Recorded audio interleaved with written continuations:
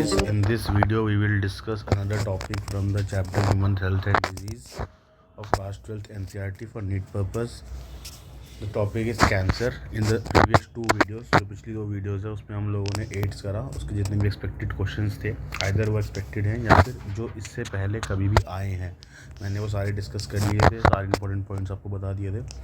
मैं आज आपको इस वीडियो में कैंसर से रिलेटेड जितने भी क्वेश्चंस आ सकते हैं या जितने भी क्वेश्चंस आज तक आए हैं सारे one by one with all the lines by discuss कर लेता हूँ। तो हम स्टार्ट करते हैं। सबसे पहले कैंसर क्या है, ठीक है। और इसमें जो सबसे पहली लाइन लिखी गई है कैंसर को लेकर एनसीईआरटी में, ये है कि cancer is one of the most dreaded disease. Dreaded का मतलब होता है डराने वाली ह्यूमन बीइंग, ठीक। ऐसा कुछ है नहीं इस लाइन में खास, एक इनिशियल लाइन है। And a major cause of death all over the globe. More than a million, मतलब 1 मिलियन मतलब 10 लाख लोग होते हैं। लगभग 10 लाख लोग कैंसर से लगभग हर साल उनकी डेथ हो जा रही है इंडिया में। The mechanism that underlying development of cancer और ऑन्कोजेनिक ट्रांसफॉर्मेशन ऑफ सेल। तो कैंसर के डेवलपमेंट को क्या कहा जाता है? Oncogenic transformation of cell. तो हो सकता है यहाँ से क्वेश्चन आ जाए कि कौन डेफिनेशन है ये कैंसर की, कि oncogenic transformation of cell and its treatment and control have been some of the most intense areas of research in biological medicine। तो बायोलॉजी और मेडिसिन में ये काफ़ी एक्सटेंसिवली इसके बारे में रिसर्च की जा रही है क्योंकि इसकी प्रॉपर मेडिकेशन अभी तक नहीं है।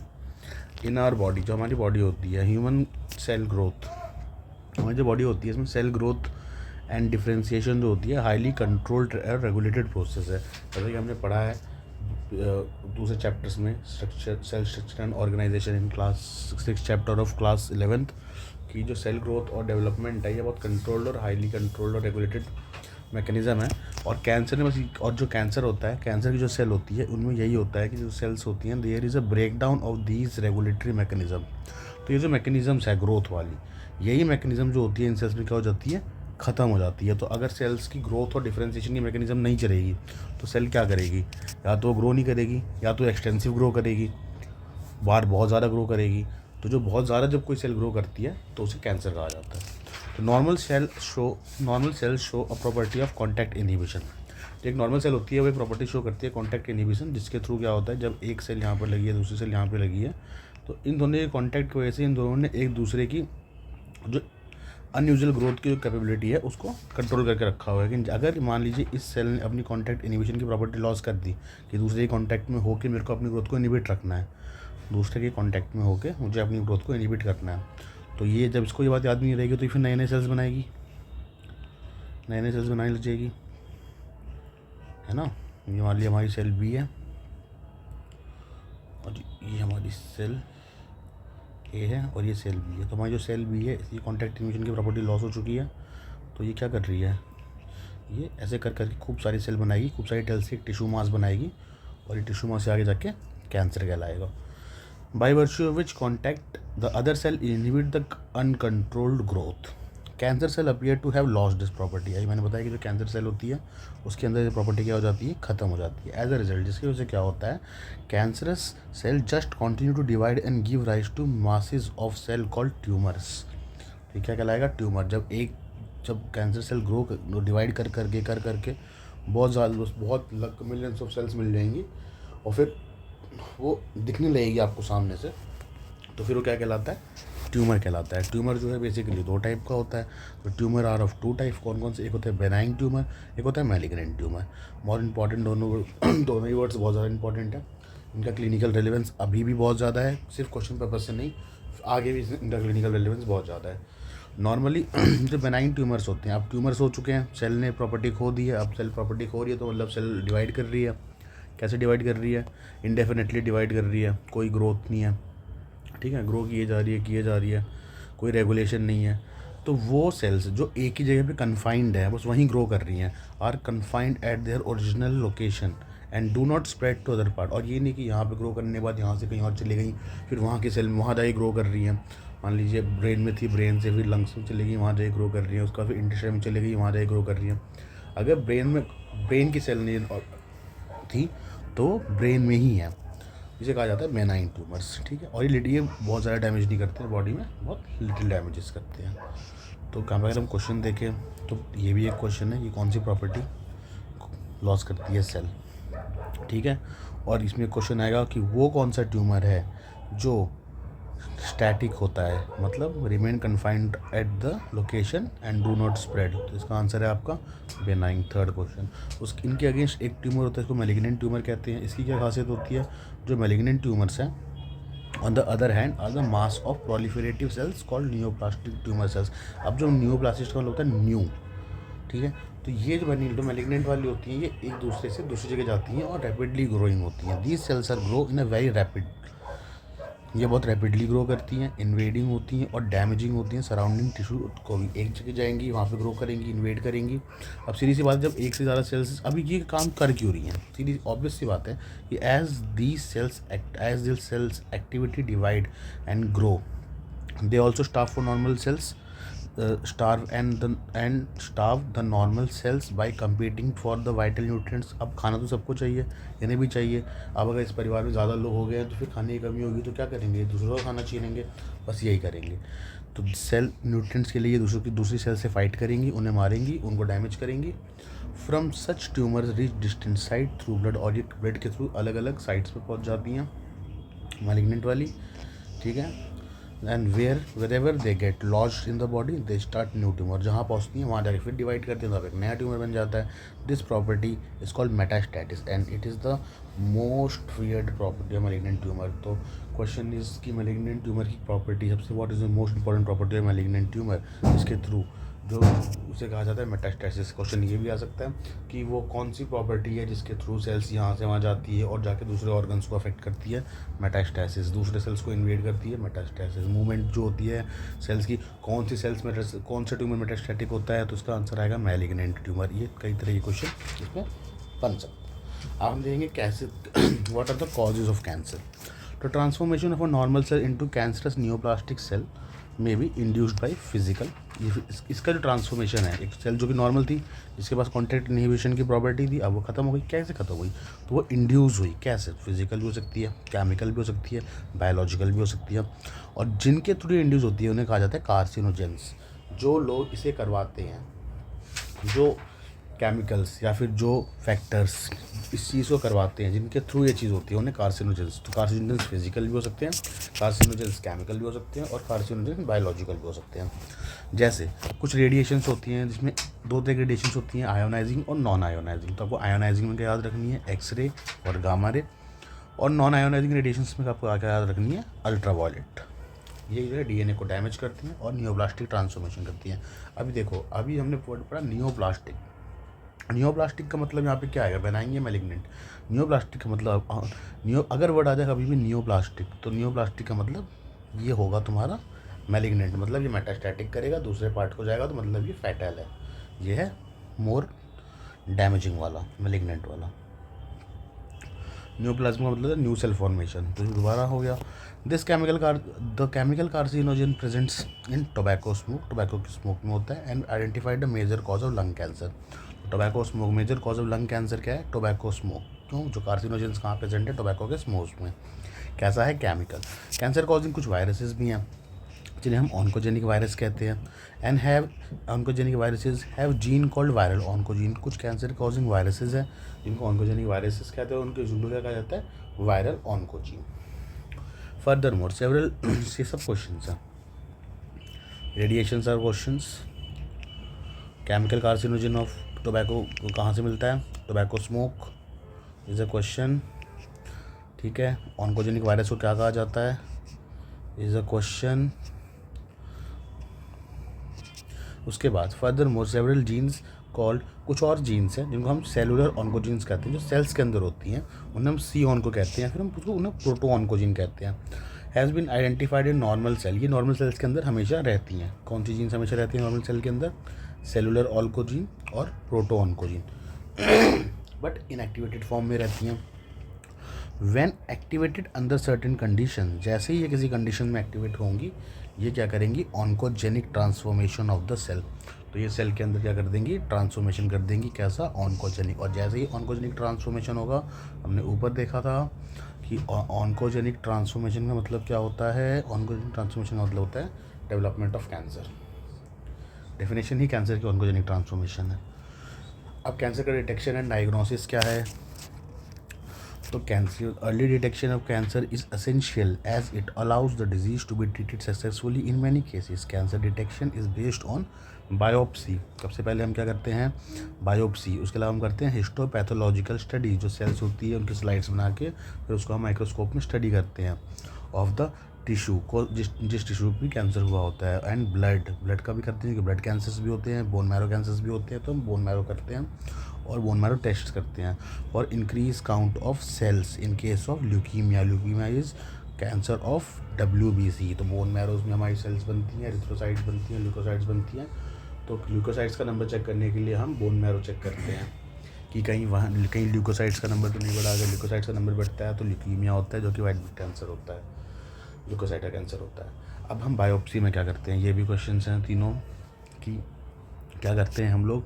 तो हम लोग डिटेक्शन के लिए क्या करते हैं, बायोप्सी करते हैं। अब हम बायोप्सी में करते हैं क्या है प्रोसीजर में।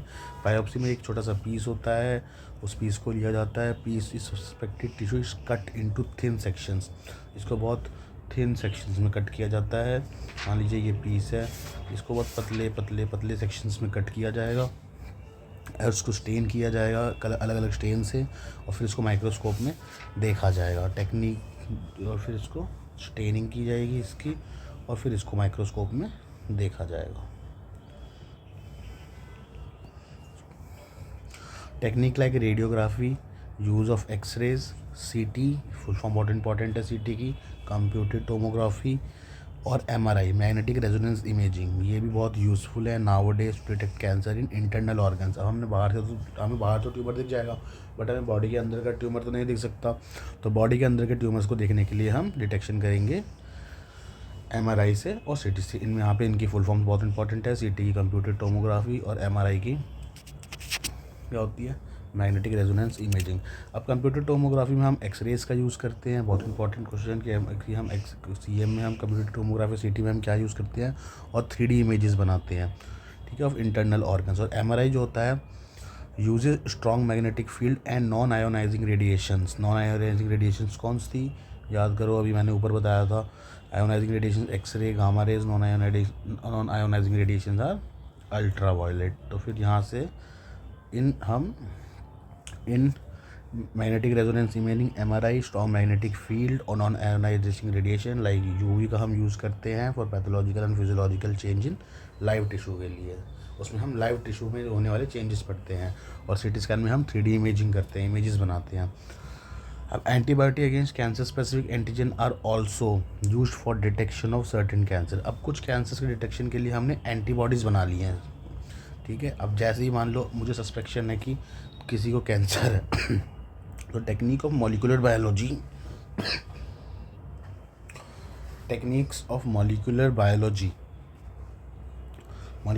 की कुछ टेक्निक्स है which can apply to detect gene, जिसमें क्या होता है in individual with inherited susceptibility of certain cancer. कुछ कैंसर जो होते हैं वो इनहेरिटेड और इनहेरिटेबल होते हैं, तो ऑब्वियस बात उनके एंटीबॉडीज़ भी उनके अंदर होंगी। The identification of such gene which predisposes an individual to certain cancer may be useful and helpful of prevention of cancer. Such individual may be advised to avoid exposure of particular carcinogen. अगर मान लो उनके अंदर सस्पेक्शन है कि इन्हें cancer हो सकता है, और अगर उनको एक्सपोजर हो जाए उन कार्सिनोजेंस का, like x-ray, gamma ray, UV ray, और क्या क्या था, chemical carcinogens like tobacco, smoking है, ठीक है, और भी जो चीज़ें थी, अगर इन चीज़ों का इन्हें एक्सपोजर हो जाए तो कहीं ना कहीं जो सस्पेक्शन के चांसेस होंगे बढ़ जाएंगे, ऑन्कोजेनिक एक्टिवेशन बढ़ जाएगा। और अगर ऑन्कोजेनिक एक्टिवेशन बढ़ेगा तो क्या होगा, ऑन्कोजेनिक कैंसर होने के चांसेस बढ़ जाएंगे। अब कैंसर का ट्रीटमेंट क्या है। Treatment, the common approach for treatment of cancer are surgery. जो हमें ट्यूमर दिखता है उस ट्यूमर को निकाल देते हैं। इसके अलावा हम रेडियोथेरेपी करते हैं, इसमें हम उस ट्यूमर को रेडिएशन के थ्रू हटा देते हैं। उसके अलावा हम इम्यूनोथेरेपी करते हैं, हम बॉडी के लिए हम मेडिसिनल ट्रीटमेंट्स करते हैं। अब 3 चीज़ें होती हैं, तीनों क्वेश्चन इंपॉर्टेंट। क्या क्या कर सकते हैं, हम सर्जरी कर सकते हैं, हम रेडियोथेरेपी कर सकते हैं, हम इम्यूनोथेरेपी कर सकते हैं। आई थिंक ये 10वां क्वेश्चन होगा, हाँ हम कह सकते हैं, क्योंकि नहीं 11वां क्वेश्चन है जो आया है मैं सारे वो क्वेश्चन ले रहा हूँ जो प्रीवियस ईयर में है, मैं इसके बाद में प्रीवियस ईयर भी डाल दूँगा हर चैप्टर का। In radiotherapy, the tumor cells are irradiated lethally, taking proper care of the normal tissue. Radiotherapy मैंने बोला था ना कि रेडिएशंस के थ्रू हम सेल्स को इरेडिएट कर देते हैं नॉर्मल सराउंडिंग सेल्स को बचाकर। कुछ कीमोथेरेप्यूटिक ड्रग्स हैं जो कि हम यूज़ करते हैं कैंसर सेल को किल करने के लिए। Some of these are specific to particular tumour but majority have side effects. पर जो कीमोथेरेपी ड्रग्स होती हैं, जब भी हम कीमोथेरेपी, आपने सुना होगा कि जो भी लोग कैंसर की कीमोथेरेपी करवाते हैं उनके साइड इफ़ेक्ट्स में वो उनके जो बाल होते हैं उनको हेयर लॉस बहुत ज़्यादा होता है। आपने देखे होंगे बहुत सारे एक्टर्स। तो जब हम कैंसर के लिए कीमोथेरेपी करते हैं तो उसका एक बहुत मेजर साइड इफ़ेक्ट क्या है? Hair loss and anaemia. Most cancers are treated by combination of surgery, radiotherapy and chemotherapy. ये जो तीन चीज़ें हमने ऊपर पढ़ी, सर्जरी, रेडिएशन, इम्यूनोथेरेपी। इम्यूनोथेरेपी और कीमोथेरेपी एक ही बात है। इन्हीं के कॉम्बिनेशन से हम अभी भी कैंसर की ट्रीटमेंट कर रहे हैं। इसके अलावा tumour cells have been shown to avoid detection and destruction by immune system. ठीक है, इम्यून सिस्टम जो है उसको डिटेक्ट भी नहीं कर पाता है और डिस्ट्रैक्ट भी नहीं कर पाता है। तो इसलिए ये कहा गया है कि tumour cell have been shown to avoid detection and destruction by immune system. Therefore, the patient are given substances like biological response modifiers. अब the question is what are biological response modifiers? Biological response modifiers वो chemical substances होते हैं जिसकी वजह से जो activity होती है इम्यून सिस्टम की अगेंस्ट फॉरेन पार्टिकल्स या फिर किसी बायोलॉजिकल एक्टिविटी की, तो वो उनका रिस्पॉन्स एक्सेजरेट कर देता है। तो उसके लिए हम क्या देते हैं? अल्फा इंटरफेरॉन्स देते हैं which activate immune system and help in the destroying of tumour. क्योंकि नॉर्मल इम्यून सिस्टम जो है ट्यूमर को डिस्ट्रॉय नहीं कर सकता है। तो हम क्या देते हैं कैंसर के केस में as a biological response modifier? हम देते हैं अल्फा इंटरफेरॉन। ये है क्वेश्चन नंबर 12। तो question number 12 this is the losses and question number 13। तो यहाँ तक हम लोगों ने सारे ही क्वेश्चंस देख लिए हैं कैंसर में। मैं एक बार रिवाइज करवा देता हूँ मेन जो भी कैंसर्स के क्वेश्चंस हैं। सबसे पहले what is cancer? It is the oncogenic transformation of cell. उसके बाद की कौन सी प्रॉपर्टी होती है? Regulatory mechanism, contact inhibition. और कैंसर सेल क्या करता है? इस प्रॉपर्टी को खो देता है, जिसकी वजह से क्या होता है? Continuous dividing rise cell growth होती है, ट्यूमर कहते हैं। दो तरह का होता है, बेनाइंग और मैलिग्नेंट। बेनाइंग जो होता है वो कन्फाइंड रहता है और स्लेटल डैमेज करता है। मैलिग्नेंट बहुत जल्दी ग्रो करता है, इन्वेडिंग होता है और डैमेज करता है सराउंडिंग सेल को, और उसके बाद दूसरी सेल्स के साथ compete करता है वाइटल न्यूट्रिएंट्स के लिए और डैमेज करता है। उसके बाद प्रॉपर्टी होती है कब कौन एक सेल एक जगह से स्टार्ट होकर दूसरी जगह पर जाने की, where they are get lost in the other body to start new tumour. इस प्रॉपर्टी को क्या कहते हैं? मेटास्टैसिस। और ये सबसे इंपॉर्टेंट है और ये मैलिग्नेंट ट्यूमर की प्रॉपर्टी है। कैंसर, कॉज ऑफ कैंसर क्या है? कॉज ऑफ कैंसर जो होता है वो फिजिकल, केमिकल, बायोलॉजिकल कुछ भी हो सकता है। और इन एजेंट्स को कहा जाता है कार्सिनोजेनेसिस। ठीक है, लाइक कुछ आयोनाइजिंग रेडिएशंस है, एक्सरे, गामा रे, कुछ नॉन आयोनाइजिंग है जैसे यूवी रे, ये डीएनए को डैमेज करती हैं और न्यूप्लास्टिक ट्रांसफॉर्मेशन करते हैं, मैलिग्नेंट ट्यूमर कराती हैं। केमिकल कार्सिनोजेंस में क्या आता है? टोबैको स्मोकिंग आता है जो कि मेजर कॉज है किसका? लंग कैंसर का। कुछ वायरसेस भी हैं जिनके पास ऑन्कोजेनिक वायरस कहा जाता है, जिनके पास जो जीन होता है उन्हें वायरल ऑन्कोजीन कहा जाता है। उसके अलावा हमारे नॉर्मल बॉडी सेल में भी कुछ जीन्स होते हैं, सेलुलर ऑन्कोजीन कहा जाता है या प्रोटो ऑन्कोजीन कहा जाता है जी। जब ये नॉर्मल होते हैं और जब ये एक्टिवेट हो जाते हैं किसी अंडर सर्टेन कंडीशंस तो क्या करवाते हैं? Oncogenic transformation of cells. उसके अलावा कैंसर के डिटेक्शन के लिए हम क्या करते हैं? बायोप्सी करते हैं और हिस्टोपैथोलॉजिकल स्टडी करते हैं। ठीक है, बोन मैरो का, ब्लड का। और ल्यूकीमियास के लिए हम क्या करते हैं? बोन मैरो का टेस्ट करते हैं, ये बहुत इंपॉर्टेंट है। ल्यूकीमिया के लिए क्या करते हैं? बोन मैरो टेस्ट करते हैं। अब बायोप्सी में क्या करते हैं? स्मॉल पीस लेते हैं सस्पेक्टेड टिश्यू का, उसे कट करते हैं, उसको माइक्रोस्कोप में एग्जामिन करते हैं। ठीक है, उसके अलावा हम और टेक्निक्स क्या करते हैं? रेडियोग्राफी करते हैं जैसे एक्सरे, कंप्यूटर टोमोग्राफी करते हैं, एमआरआई, मेडिकल रेजोनेंस इमेजिंग करते हैं जो बहुत यूज़फुल है इंटरनल ऑर्गन्स के लिए। कंप्यूटर टोमोग्राफी में हम क्या करते हैं? हम एक्सरेज को यूज़ करके 3D इमेज बनाते हैं इंटरनल ऑर्गन्स की। और एमआरआई में हम क्या करते हैं? हम मैग्नेटिक फील्ड का यूज़ करते हैं और नॉन आयोनाइजिंग रेडिएशंस का यूज़ करते हैं जो कि क्या होती है? अल्ट्रावायलेट। और फिर इससे पैथोलॉजिकल और फिजियोलॉजिकल चेंजेस देखते हैं लिविंग टिश्यू में। एंटीबॉडीज़ अगेंस्ट कैंसर में के अगेंस्ट हम कुछ एंटीबॉडीज स्पेसिफिक भी होती हैं, हम उसका भी यूज़ करते हैं। अब ट्रीटमेंट के लिए हम लोग क्या करते हैं?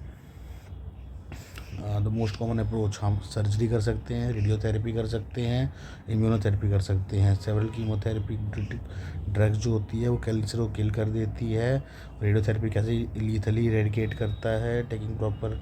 और कुछ जो होती है स्पेसिफिक होती है, कुछ ड्रग्स जो होते हैं वो नॉन स्पेसिफिक होते हैं। मेजॉरिटी जो होते हैं वो साइड इफेक्ट कराते हैं, जैसे हेयर लॉस और अनीमिया। मोस्ट जितने मैक्सिमम कैंसर जो होते हैं वो ट्रीटमेंट थेरेपी से ठीक किए जाते हैं, सर्जरी, रेडियोथेरेपी और chemotherapy. Chemotherapy immunotherapy same word है। Tumour can have shown avoid the detection, tumour जो है नॉर्मली ना डिटेक्शन दिखाता है ना डिस्ट्रक्शन पकड़ पाता है ह्यूमन बॉडी। तो हम क्या देते हैं बॉडी में biological response modifiers. Biological response modifiers क्या करते हैं, ये अल्फा इंटरफेरॉन्स, ये इम्यून सिस्टम को एक्टिवेट करते हैं और हेल्प करते हैं ट्यूमर को डिस्ट्रॉय करने में। यहाँ पे अभी तक जितने भी क्वेश्चन बने 13-14 क्वेश्चन मैंने आपको सारे बता दिए हैं। इसके अलावा इसके बाहर से कुछ नहीं आएगा। कैंसर में कोई भी लाइन दिक्कत हो तो आप मुझे कमेंट सेक्शन में लिख सकते हैं।